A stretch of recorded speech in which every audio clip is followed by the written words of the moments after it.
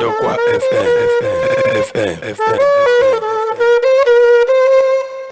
A very good afternoon and welcome to Ndokwa Radio, reaching life in the bureau of Kwale local government. My name is Blessing John Oji and you're onto the program on the road to 2023. Speaking yesterday in Kwale, the 12th day of February 2023, I, Chief Johnson Ossai, in a program organized for Leadership Prayer Summit at the Redeemed Christian Church, spoke on the need to elect credible leaders. Let's hear him. We do not have credible leadership. The same thing is similar. Why do I say it's that?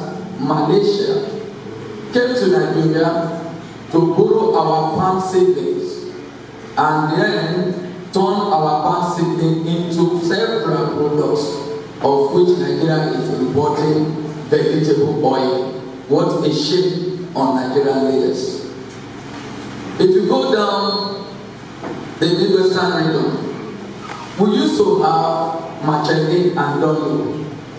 They were relying on the produce and the process of rubber to make tires. Today, Machete does not manufacture tire anymore in Nigeria. Similarly, Donlo.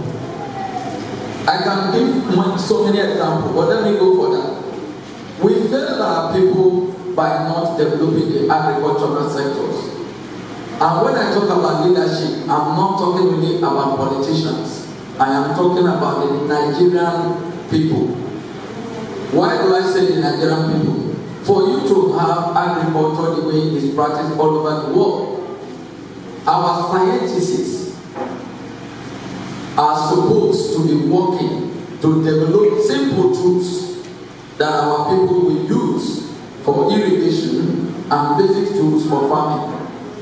Similarly, we need to develop simple equipment for storage and learn how to convert these raw materials into semi-products, finished products before we export them. One of them is timber. If you go across the Nigerian country today, you find out that the Chinese are importing goods into the Nigerian economy. And what do? They will take back our timber. They go to Ijabodi, they sell them in small pieces. And by the time they return this produce back to Nigeria, they will charge you 10 times the value of the original raw material. So the challenge to the Nigerian education system, what is really wrong with our education system from primary, secondary to the other tertiary levels? So the question is lack of effective leadership. When I hear that Nigerians are traveling abroad for the sake of getting employment, it saddens me. Why? Because we have the best weather in the world. We don't have a weather where we cannot farm throughout the year. Nigeria is one of the countries that can farm throughout the year if we apply the right irrigation system in our agricultural sector. Let me move further into the oil and gas. It is saddening that I remember my good friend, what's his name again, did a study on the need, please you need to be attentive, did a study on the need for Nigeria to find the correct level of Naira. I want to say here without fear that if we continue to adopt the Western model, Nigeria, 90% of Nigeria will go into the poverty level. I grew up in Nigeria when 1 naira was higher than the dollar. But we were told that if we continue to devalue, we will be able to do more exports and earn more foreign exchange. But this is governed by a law. When I meet Bismarck, these are saying certain things as an economist, it baffles me because this is a simple something that is knowledge. I want to ask this question.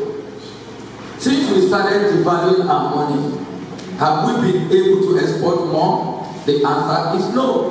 Because the law says all things being central paribus, all things remaining the same. In Nigeria, things are not the same. Why do I say so? If you check the per capita income of a Nigerian, you cannot compare to per capita income of somebody overseas. So anytime you devalue, you impoverish your people. And that's the reason why Nigeria is in a bigger trouble in the oil and gas sector, which continues to deny us the needed revenue to develop Nigeria. I stand here to say Nigerians are very, very intelligent and they have the capacity, but we don't have the willpower. Why don't we have the willpower? We don't have the willpower because we refuse to do things right, because we want to practice nepotism and corruption is everywhere. If you look at the level of corruption pre-independence and post-independence, and now that we are in this regime, you see that corruption keep on rising in the country to the extent that we believe very soon we will need to also spend more money to buy our money, just like you're having today. So the oil and gas sector, we also failed. In the power sector, we failed. Every country that wants to industrialize will first copy technology on how things are done and begin to produce those things locally. I used to remember that when we were young people say Honda car is not good enough. Today, Honda car and Toyota are the best in the world. Now, it's not high time Nigerians will learn to look inwards and meet up with the dreams of our forefathers. I was one of those people who participated in the Ndokwa steel initially in 1985. Unfortunately, the dream of Nigeria to make Nigeria an industrial kingdom has been circumvented by our corrupt leaders. Where is Oshogo Steel Rolling Mill? Where is Oshogo Machine Tool Industry? Where is Castena Steel Rolling Mill? Where is Jeba Paper Mill? Where is the aluminum spectrum plant? We have lost it all. And I want to say this due to the following reasons. We have lost also our textile industries. So I want to employ the youth that we have to rejig our mindset to make Nigeria a great nation. But we cannot do that without addressing the issue of leadership. For you to be a credible leader, you must be honest and upright with proven integrity. And the greatest leader to emulate is our Lord Jesus Christ. You must possess the relevant skill. And the leader that comes to mind is Tonnaga Zimbabwe. When he talks, you call him an orator, but he goes straight to the point. You must exhibit love for country above self.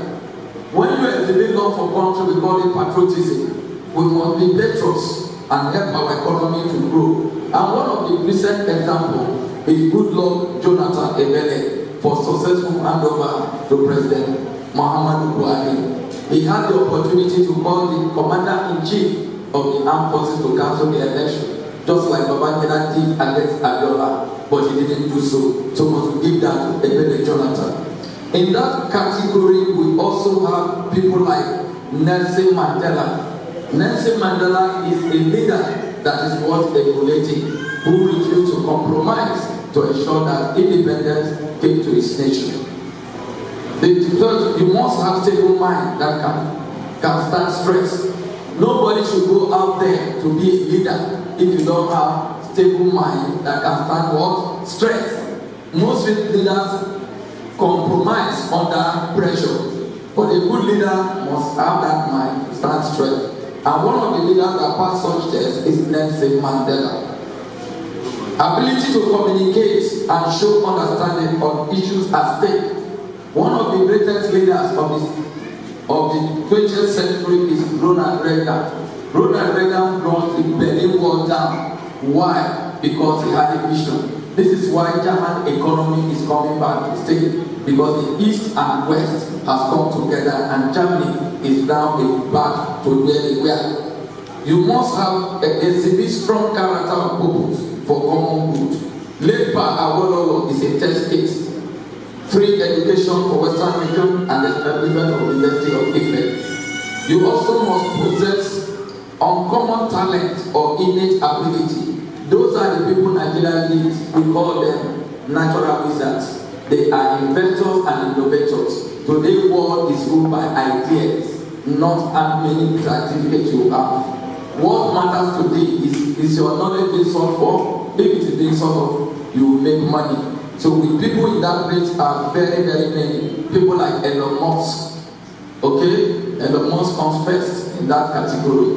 So we look at people like exhibit humility, like willingness to serve others. For me, that is the most important virtue. If you are not humble, you cannot rule a nation. If you are not humble, you cannot be leader of the people. Because those people that are humble show good example. Finally, these attributes on its own cannot guarantee any meaningful change in the present style of leadership, where our so-called leaders of our people invade justice by circumventing the laws of the land without punishment.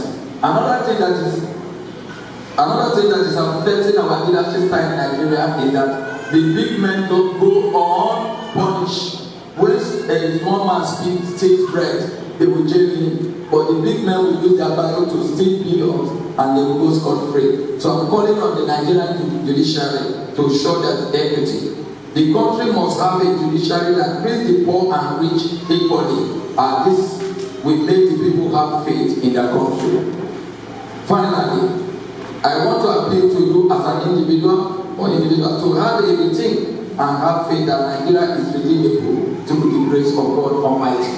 There is nothing in Luke 1:37. He said, with God, all things are possible. And the case of Daniel comes to bear here. Daniel, you all know what happened. He refused to eat the king's food, but he stayed faith. You remember Shadrach and Meshach and Abednego in Daniel 3. You will read that chapter, you discover that a fourth man appeared to save them for their strong character. And that first man is Jesus Christ. Welcome back. We've heard him and all he has to say regarding to electing credible leaders. And I hope that during the elections, we're going to make the right choice by electing those who are going to go there and represent us well. I hope you have a very beautiful day as we prepare for the 2023 general election. Do have a beautiful day. Don't forget to follow us on Facebook, on Instagram, and on Twitter. This is still Ndokwa Radio, reaching your life in Obiarako in Kwale local government. And I've been your host, Blessing John Oji. Do have a lovely week. Ciao.